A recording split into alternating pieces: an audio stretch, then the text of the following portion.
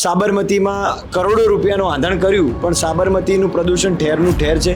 અમદાવાદમાં દિવસે ને દિવસે પ્રદૂષણ વધી રહ્યું છે, એર પોલ્યુશન પણ વધી ગયું છે, સરકારી શાળાઓ બંધ થઈ રહી છે, હોસ્પિટલોની જે હાલત છે એ કથળી રહી છે. આ વખતે પ્રજા ભારતીય જનતા પાર્ટીને ધંધે લગાડવાની છે. વોટ માગવાના બદલે લોકોને ડરાવી ધમકાવી અને બિનહરીફ કરાવવામાં આવી રહ્યા છે. નમસ્કાર, ક્રાંતિમાર્ગથી હું વિમિત કુમાર. સાચો સ્થાનિક સ્વરાજ્યની ચૂંટણી અત્યારે ચરમસીમા ઉપર છે.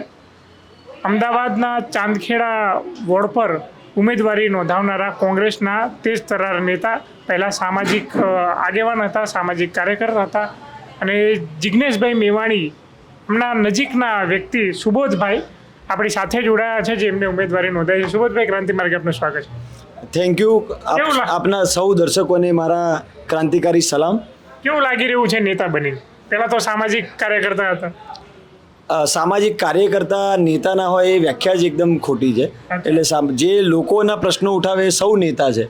એટલે હું અત્યારે ચૂંટણીના રાજકારણવાળી પોલિટિકલ પાર્ટીમાં જોડાયો છું, બસ આટલો જ ફરક છે. રાજનીતિના નેતા બનીને કેવું લાગે? રાજનીતિના નેતા બનીને એવું લાગે છે કે જે પ્રશ્નો તમે સામાજિક કાર્યકર તરીકે ઉઠાવી શકો એના કરતાં પોલિટિકલ પાર્ટીનું પ્લેટફોર્મ હોય તો એનો વ્યાપ વધી જાય છે. તમે 5 વ્યક્તિઓને ફાયદો કરાવી શકતા હોય સામાજિક કાર્યકર તરીકે, પણ પાર્ટીનું પ્લેટફોર્મ હોય તો તમે એ ફાયદો વિશાળ જનસમુદાય સુધી પહોંચાડી શકો છો. જિજ્ઞેશભાઈના ચહેરાનો ફાયદો તમને થશે, કારણ કે તમે સાવ નજીકના વ્યક્તિ છો. જિજ્ઞેશભાઈના ચહેરાનો ફાયદો એ તમામ જે વંચિતોની લડાઈ લડે છે એ તમામને થઈ રહ્યો છે, પાર્ટીને થઈ રહ્યો છે. અને જિજ્ઞેશભાઈ એ લોકોની લડાઈ લડે છે એટલા માટે એ લડાઈનો ફાયદો થઈ રહ્યો છે. જિજ્ઞેશભાઈ બહુ રૂપાળા છે એટલે એમના ચહેરાનો ફાયદો થઈ રહ્યો છે એવી વાત નથી. અચ્છા, શું લાગે છે કે આ ચૂંટણીની અંદર ભાજપ સામે ટક્કર આપી શકે એવા તમે તમામ ઉમેદવારો છો ખરા? બિલકુલ. જે રીતે તમે જોઈ શકો છો કે અમદાવાદને સાંઘાઈ બનાવવાની વાત હતી, પછી સ્માર્ટ સિટી બનાવવાની વાત હતી, આમાંનું રસ્તા પર કંઈ થઈ નથી રહ્યું. ફક્ત મોટી મોટી વાતો, હોર્ડિંગો, બેનરો પાછળ અઢળક પ્રજાની પૈસાની જે કમાણી છે એ ટેક્સના નામે છેતરપિંડી થઈ રહી છે. સાબરમતીમાં કરોડો રૂપિયાનું આંધણ કર્યું, પણ સાબરમતીનું પ્રદૂષણ ઠેરનું ઠેર છે. અમદાવાદમાં દિવસે ને દિવસે પ્રદૂષણ વધી રહ્યું છે. ચાંદખેડાની જો વાત કરું તો ચાંદખેડાનો વિકાસ જે છે એ અસમતોલ પ્રકારનો છે. અમુક એરિયા તમે જુઓ તો ત્યાં રસ્તા એકદમ ચકચકાટ હોય, પણ હજી માનસરોવર અહીંયા રોડ છે એનું માન બરાબર સચવાતું નથી. ધૂળની ડમરીઓ તમને ખાતા હોય એવો તમને અહેસાસ થતો હોય. સાંઘાઈ તો બન્યું નથી, પણ એર પોલ્યુશન પણ વધી ગયું છે, સરકારી શાળાઓ બંધ થઈ રહી છે, હોસ્પિટલોની જે હાલત છે એ કથળી રહી છે. તો આ તમામ પ્રશ્નો છે અને એનાથી પ્રજા તાહીમામ પોકારી ચૂકી છે અને આ વખતે જનતા પોતાનું મેન્ડેટ ચાંદખેડામાં આપી દેવાની છે. તમારા પાર્ટીના જે પ્રમુખ છે એ કહી રહ્યા છે કે બદલાવ લાવશે, પરિવર્તન આવશે આ વખતે. એવો તો કેવો ચૂંટણી પ્રચાર અને બધું કરી રહ્યા છો? જે રીતે અમારી પાર્ટીના પ્રમુખે જન આક્રોશ યાત્રા અલગ અલગ ફેઝમાં આખા ગુજરાતમાં નીકાળી અને એમાં પ્રજાએ જે પોતાનો મિજાજ દર્શાવ્યો હતો, એમાંથી એક વાત તો બહુ સ્પષ્ટ છે કે ભારતીય જનતા પાર્ટી એ શાસન કરી શકવા સક્ષમ નથી. અડધા ઉપરથી વધારે જે નેતાઓ છે એ કોંગ્રેસમાંથી ત્યાં એમણે આયાત કરેલા છે. એટલે આ પ્રકારે કોંગ્રેસમાં તૈયાર થયેલા નેતાઓ એમને ત્યાં જરૂર પડે છે, કારણ કે પોતે વહીવટ આવડતો નથી. ફક્ત લાઈનોમાં ઘંટડીઓ ખખડાવવા માટે લોકોને લગાડી રહ્યા છે. એટલે પ્રજા આ વખતે પોતાનો મૂડ બનાવીને બેઠી છે. જે રીતે મોંઘવારી વધી રહી છે, ગેસના બાટલા માટે પણ લાઈનમાં લાગવું પડે છે. આ વખતે પ્રજા ભારતીય જનતા પાર્ટીને ધંધે લગાડવાની છે. તમે એમ કહો છો કે ભાજપનું કંઈ ઉપજ છે નહીં, પણ અત્યાર સુધી 30 વર્ષથી ભાજપનું શાસન હતું. પહેલી વખત તમે ચૂંટણી લડો છો, તમને શું લાગે છે કે અત્યાર સુધી કેવી રીતે જીતતા હતા? સૌએ જોયું છે કે કેવી રીતે જીતે છે.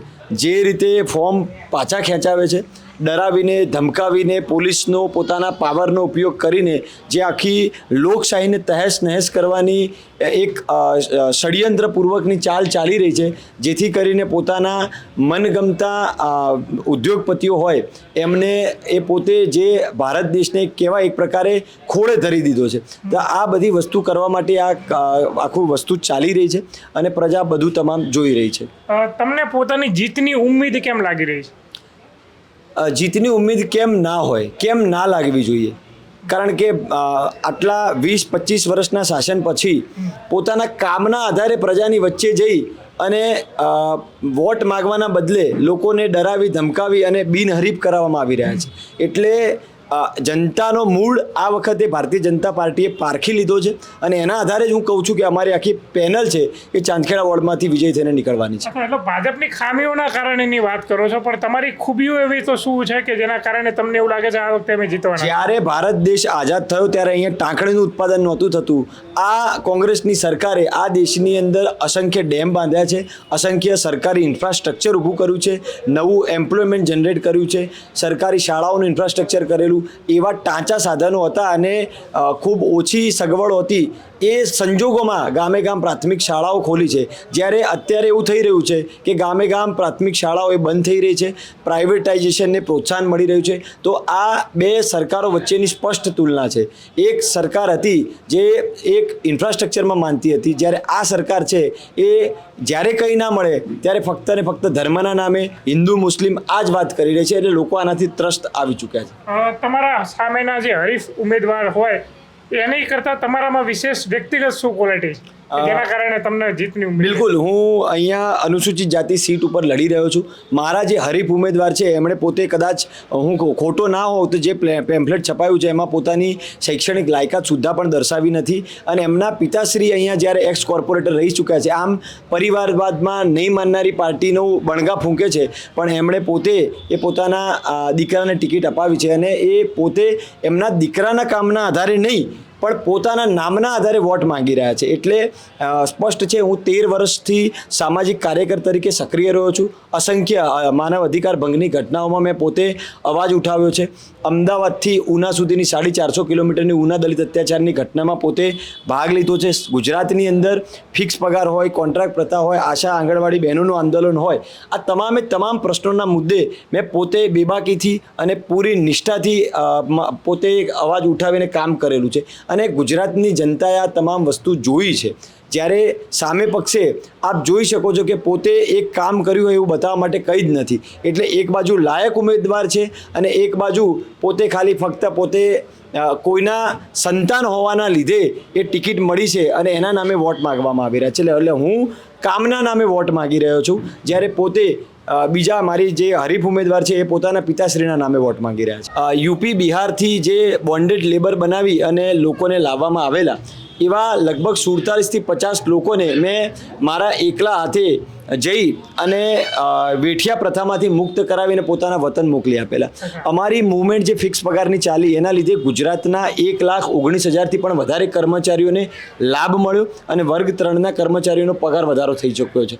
અને આ સિવાય ગુજરાતની અંદર અમે જે લડત ચલાવી એના લીધે હજારો એકર જમીનો દલિતોને મળી છે, ભૂમિહીનોને મળી છે. અને આ સિવાય ગટરમાં ઉતરીને જે સફાઈ કર્મચારીનું મૃત્યુ થતું હોય, આવા અનેક મુદ્દાઓના મુદ્દે અમે પૂરી નિષ્ઠાથી લડત ચલાવી છે. એટલે આ અમારું કામ રહ્યું છે. આભાર સુબોધભાઈ. આ હતા આપણી સાથે સુબોધભાઈ કુમુદ કે જેમણે સામાજિક કાર્યકર્તાથી લઈને અત્યારે રાજકીય નેતા સુધીની સફર એમને તય કરી છે અને પોતે ગ્રાઉન્ડ રૂટ ઉપર સંઘર્ષ કરીને અહીંયા સુધી પહોંચ્યા છે. આ યુવાન ઉમેદવાર જે તમારી સાથે હતા. જોતા રહેજો ક્રાંતિ માર્ગ ઇન્કલાબ જિંદાબાદ.